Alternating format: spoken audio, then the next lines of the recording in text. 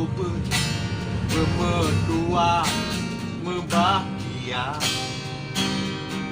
Waktu ipegah le ayah jadi bantah udah Tuhan. Ada banyak ubud berdua oh raya gada. Pena yang lain lah uleh ya dengan si kulan namanya ubun berdua berbahagia bermalam kata singa berbahagia namanya ubun